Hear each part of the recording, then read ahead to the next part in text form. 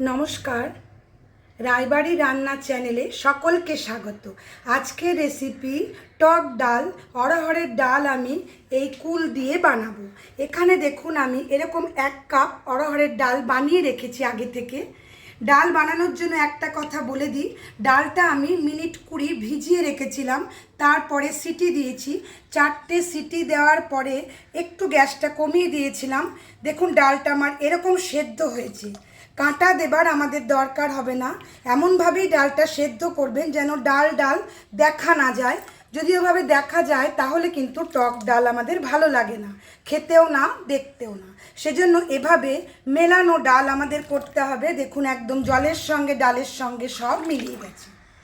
এর সাথে আমি এরকম পাকা কুল গোটা 10-12টা দেবো। ওপর থেকে ডানটিটা খুলে নিয়ে এভাবে শুধু ফাটিয়ে ফাটিয়ে নেব। কেমন? চলুন তাহলে এবারে আমরা দেখিয়ে দিই ডাল থেকে কিভাবে আমরা টক ডাল বানাবো। কড়াইটা প্রথমে গরম করে নিলাম। সাদা তেল দিয়ে আজকে ফোড়নটা আমি দেব। বেশি তেল আমাদের লাগবে না, অল্পই তেল লাগবে। তেলটা গরম হোক। দেখুন কুলগুলো আমি এরকমভাবে ফাটিয়ে নিয়েছি। কেমন? 2টো শুকনো লঙ্কা দিচ্ছি, একটু পোড়া হয়ে যাক লঙ্কাটা আমাদের।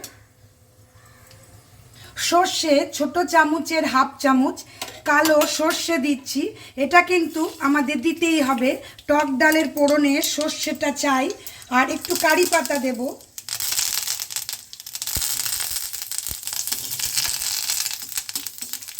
ফোড়নটা পোড়া হয়ে গেল, কুলটা দিয়ে দিচ্ছি। কুলের মধ্যে অল্প নুন দিচ্ছি, সামান্য। ডালের ভেতর কিন্তু আমাদের দেওয়া আছে। ফ্লেমটা কমিয়ে দিলাম। এবারে আস্তে আস্তে ডালটা ছেড়ে দিই।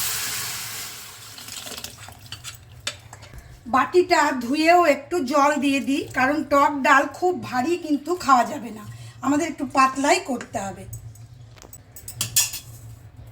আমি একটু চিনি দিচ্ছি, ধরুন বড় চামচের 1/2 চামচ। এবারে ছেড়ে দিই, খুব ভালো করে একটু ফুটে উঠুক। তারপরে ওপর থেকে একটু আমচুর গুঁড়ো আমরা দেব, কারণ এই কুল কিন্তু টক স্বাদ তো সেভাবে হবে না, সেজন্যই ছেড়ে দিই, একটু ভালো করে ফুটে নিক। মিনিট 5 আমাদের ফুল ফ্লেমে ফুটলো। দেখুন কুলগুলো আমাদের ওপরে উঠে গেছে। কাঁচা লঙ্কা দিয়ে দিচ্ছি ওপর থেকে। নুন মিষ্টিটা এ সময় দেখে নেবেন।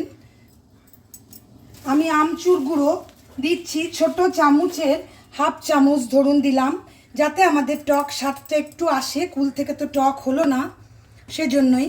যদি আমচুর গুঁড়ো না থাকে লেবুর রস দিয়ে দেবেন গ্যাস বন্ধ করে। কেমন? ডালটা আমাদের হয়ে এসছে। গরম ভাতের সাথে পরিবেশন করুন। অবশ্যই রেসিপিটা ট্রাই করুন। যদি ভালো লাগে please like, share, comment and subscribe my channel.